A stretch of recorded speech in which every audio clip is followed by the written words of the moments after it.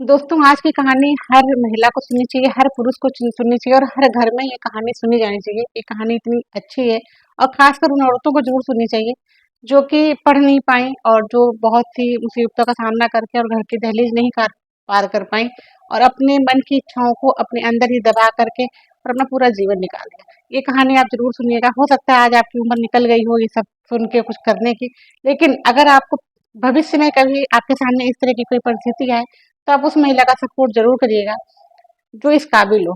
तो आज की कहानी काजल उपाध्याय जी की है, जो कि शायद आप लोग जानते भी हों, राजस्थान की है वो। ये उनकी कहानी उन्हीं की ज़ुबानी है, मैं आप लोगों तक लेकर के आ रही हूँ और अगर कहानी अच्छी लगे तो लाइक करिएगा। चलिए कहानी शुरू करते हैं। नमस्कार दोस्तों, मैं हूँ शशि और आप सभी का स्वागत करती हूँ आपके अपने चैनल प्रिटी शशि में। दोस्तों, आज की कहानी राजस्थान की एक लड़की है, काजल उपाध्याय, उनकी कहानी है। वो बताती हैं कि महज 14 साल की उम्र में, जब वो 13 साल की थी, 13 साल की उम्र में उनकी शादी हो जाती है। उनकी शादी का रीज़न सिर्फ़ इतना था कि एक दिन उनके फ़ादर को एक अटैक आया। अटैक के कारण वो इतने ज़्यादा बीमार हो गए कि उनका बिस्तर से उठना-बैठना भी बहुत मुश्किल हो गया। जिसके बाद कि सब लोगों ने ये कहा कि आपकी एक ही लड़की है और लड़की की शादी कर देनी चाहिए। जैसा कि हिंदू रीति-रिवाज में ये होता है कि पिता अगर बेटी का कन्यादान करके अगर वो मरता है तो उसको स्वर्ग मिलता है, ऐसा कुछ हमारे यहाँ पुराने रीति-रिवाजों के हिसाब से बोला जाता था। ऐसा उनके ही पड़ोसियों में और उनके रिश्तेदारों ने बोलना शुरू किया कि आप जीते जी अपनी बेटी का कन्यादान कर दीजिए। कन्यादान एक महादान होता है। तो 13 साल की उम्र में वो, जब उनके पापा की तबीयत खराब हुई, तो उनके लिए लड़का देखा गया और 13 साल कुछ महीने उनकी एज थी जब उनकी शादी हो गई। शादी होने के बाद वो अपनी घर गृहस्थी में पड़ गई। एक दिन उनकी फैमिली में कुछ ऐसा मैटर हुआ कि कोई कुछ बोल रहा था, तो वो जब बोलने गए तो उन्होंने बोल उस जिस बंदे से उनका मैटर हुआ था, उस बंदे ने एक बात कही कि मैं तुमसे ज़्यादा पढ़ा लिखा हूँ, मैं 10वीं पास हूँ और तुम मेरे सामने मत बोलो। ये बात उनको बहुत खराब लगी कि आज मुझे मेरी कम उम्र में शादी कर दी गई और आज मुझे जो है इस तरह से बोला जा रहा है कि मैं 10वीं मैंने नहीं पढ़ी हूँ और ये 10वीं पास हैं, तो इनको इतना गुरूर है कि ये 10वीं पास हैं और मैं पढ़ी लिखी नहीं हूँ। अंदर ही अंदर उनको बहुत कष्ट हुआ और ये शायद दिसंबर का महीना था जब ये बात उनके सामने आई थी। तो उन्होंने मन ही मन एक निश्चय लिया कि मैं 10वीं का पेपर दूंगी, 10वीं का एग्जाम दूंगी। उन्होंने ये संकल्प लिया अपने मन में कि मैं आगे पढ़ूंगी। एक अपने अंदर एक हौसले को बुलंद किया पढ़ने के लिए। जब 10वीं के फॉर्म भरे जाते हैं तब वो अपने घर से ये कह कर के निकली कि मैं अपनी माँ के घर जा रही हूँ, क्योंकि उनको पता था कि अगर मैं घर में किसी से बात करूंगी कि मुझे पढ़ना है, तो शायद मुझे ना पढ़ाया जाए, क्योंकि उनके हस्बैंड जो थे वो भी इसके खिलाफ थे, क्योंकि तब तक उनके 2 बच्चे हो चुके थे और उनकी उम्र करीब ऐसे ही 17-18 साल तक हो चुकी थी, 18-19 साल की हो चुकी थी वो, और उनके 2 बच्चे हो चुके थे और उनके हस्बैंड का कहना था कि अब पढ़ने लिखने से कोई फ़ायदा नहीं है, अब तुम अपने बच्चों पे ध्यान दो और घर गृहस्थी के वहाँ काम-काज करो, जैसे एक औरत को करना चाहिए, घरेलू महिला को करना चाहिए, वही काम करो। लेकिन उनका मन जो था वो ये था कि मुझे 10वीं का एग्ज़ाम देना है। तो वो उनको पता था कि उनके घर में उनका कोई साथ नहीं देगा, तो वो ये कह कर के घर से निकली कि मैं जा रही हूँ अपनी माँ के घर। और जब वो अपने माँ के घर जाने के लिए निकली, तो वहाँ जाकर के ना जाकर के वो सीबीएसई बोर्ड के ऑफिस पहुँची। सीबीएसई जो वहाँ स्कूल था वहाँ पहुँची और उन्होंने कहा कि मुझे 10वीं का एग्ज़ाम देना है। उन्होंने कहा कि उनसे कुछ बातें पूछी, फिर उन्होंने एक फॉर्म दिया और बोले कि ठीक है, अगर आप 10वीं का पेपर देना चाहती हैं तो ये एक फॉर्म लीजिए, इसमें किसी गेस्टेड ऑफिसर के साइन करा के लिए, ऐसा उन्होंने कहा। गेस्टेड ऑफिसर के साइन करा के ले आइए, फिर हम आपको 10वीं की परीक्षा देने की इजाज़त दे देंगे। अब उनके सामने समय 10वीं या तो आप किसी स्कूल के प्रिंसिपल से साइन कराइए या किसी गेस्टेड ऑफिसर से साइन कराइए। अब उनके सामने समस्या ये थी कि अब इतने साल पहले उन्होंने स्कूल छोड़ दिया था, तो किसी स्कूल के प्रिंसिपल को जानती भी नहीं थी और कोई प्रिंसिपल ऐसे क्यों साइन करेगा, ये भी उनके मन में था।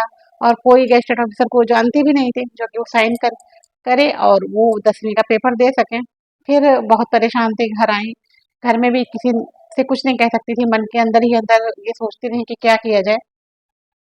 फिर उनको एक बात याद आई कि उनकी एक सहेली थी जो कि एलआईसी ऑफिसर थी और किसी गवर्नमेंट स्कूल में टीचर भी थी वो।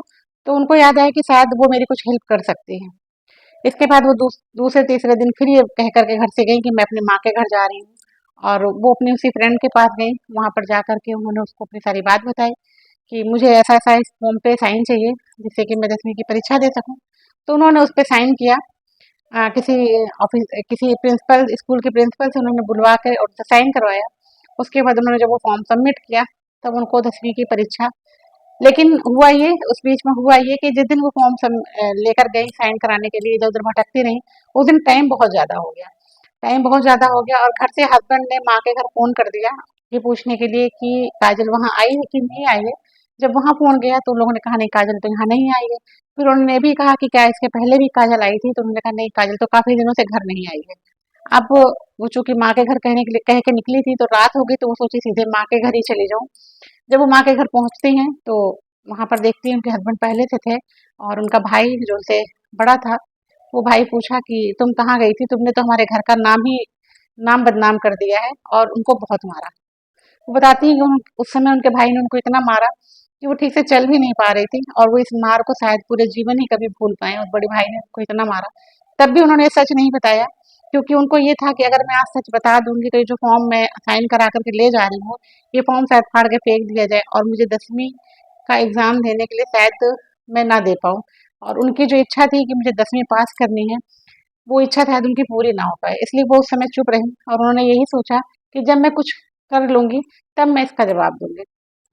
वो चुपचाप वहाँ पर सब कुछ बर्दाश्त किया और घर चली आई। अब समय आया 10वीं का पेपर देने का। जब वो 10वीं का पेपर दी, जब रिजल्ट आया, तो रिजल्ट देखने जब वो अपने हस्बैंड के साथ इस बीच में उन्होंने अपने हस्बैंड को बता दिया कि मैंने 10वीं का फॉर्म डाला है, मुझे 10वीं की परीक्षा देनी है। तो उनके हस्बैंड का सिर्फ एक ही वो था कि ठीक है तुम अगर 10वीं करना चाहती हो तो तुम करो, लेकिन इस पे बच्चों की परवरिश पे और घर के काम-काज पे इसका कोई असर नहीं पड़ना चाहिए। उन्होंने कहा ठीक है मैं सब मैनेज कर लूँगी, बस आप मुझे 10वीं करने की इजाज़त दे दीजिए। तो उनके हस्बैंड भी शायद सोचने पे मजबूर हो गए कि इतना रोकने के बाद भी, क्योंकि उन्होंने कभी उनकी किताब भी फाड़ दी थी, कभी उनको इस वजह से घर में भी प्रताड़ित किया गया।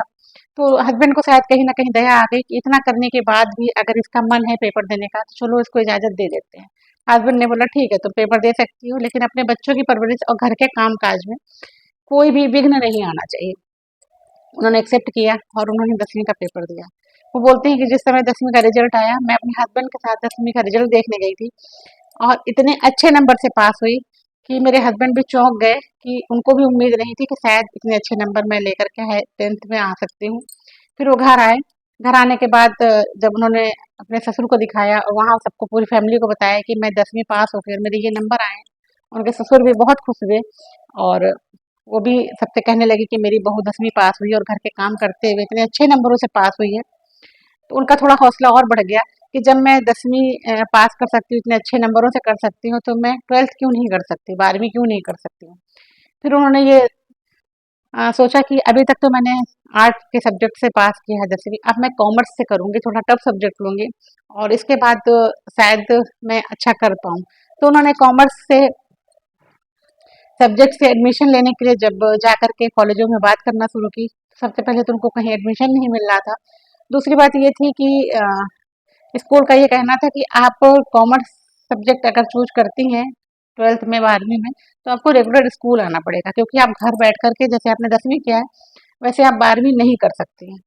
तो उन्होंने अपने घर में बात की तो उनके ससुर ने कहा था कोई बात नहीं, स्कूल ही तो जाना है, कोई गुनाह करने तो नहीं जाना है, कोई बात नहीं चली जाना।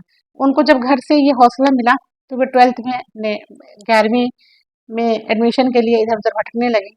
उन्होंने एक स्कूल से दूसरे स्कूल गईं, दूसरे स्कूल से तीसरे स्कूल गईं, कहीं उनको एडमिशन नहीं मिला। अंत में वो एक स्कूल और गईं, तो वहाँ पर उन्होंने टीचर से कहा कि मुझे 11वीं में एडमिशन चाहिए। तो उन्होंने कहा एक फॉर्म दिया और बोले कि आप जाकर के इससे डीईओ डेली एजुकेशन ऑफिसर इनके साइन करा के ले आइए और फिर हम आपको एडमिशन देंगे। उन्होंने कहा ठीक है, उनको ये नहीं पता था कि ये बड़ा डिफ़िकल्ट होगा, वो सीधे उनके ऑफ़िस पहुँची और वहाँ जा कर के जैसे ही उस ऑफ़िस में उस रूम में पहुँची जहाँ जिनके साइन कराने थे, जब उन्होंने सामने देखा तो एक महिला थी, जिसको कि देख कर के उनके मन में खुशी आई। उनको ये लगा कि एक महिला है तो महिला का दर्द तो समझेगी ही और साइन करने में उनको कोई प्रॉब्लम होनी नहीं चाहिए।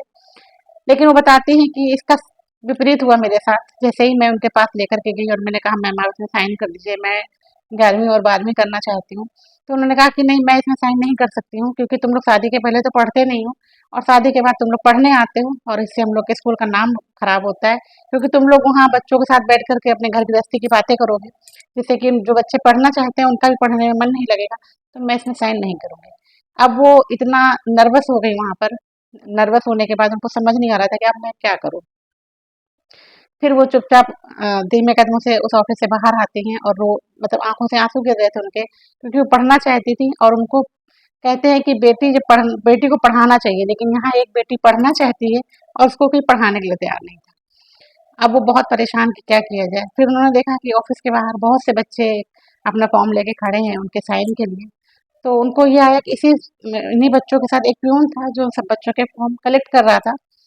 वो बताती हैं कि मैंने एक चीटिंग की, मैंने अपना फॉर्म भी उन्हीं बच्चों के फॉर्म के साथ प्यून को दे दिया और ये सोच करके दे दिया कि शायद हो सकता है साइन हो जाए, लेकिन मन में एक चीज़ तो था कि उन्होंने अंदर से मना कर दिया है, अब तो शायद साइन नहीं होगा। फिर भी एक उन्होंने प्रयास किया कि शायद हो सकता है कि साइन हो जाए और बोली कि जब प्यून 1 घंटे के बाद सब फॉर्म लेकर के आया, तो बारी-बारी से वो बच्चों के नाम बुला के फॉर्म दे रहा था, लेकिन मेरा नाम कहीं नहीं था और मैं उदास हो गई कि शायद उन्होंने मेरे फॉर्म पे साइन नहीं किया, क्योंकि उन्होंने तो पहले ही मना कर दिया था। इसके बाद वो जैसे ही बोलती हैं, मैंने अपनी बेटी का हाथ पकड़ा और मैं चलने लगी। छोटी बेटी को अपने साथ लेकर के जाती थी, क्योंकि छोटी बेटी उनकी बहुत छोटी थी। जैसे ही बढ़ने लगी वापस आने के लिए उड़ी वो, जैसे ही उनका नाम बुलाया गया कि काजल, और ये बहुत खुश हुई कि मेरा नाम बुलाया गया और उन्होंने फॉर्म लिया और फॉर्म में जब देखा तो उसमें उनके साइन थे और उसमें स्टैंप लगा हुआ था डीईओ का। बहुत खुश हुई।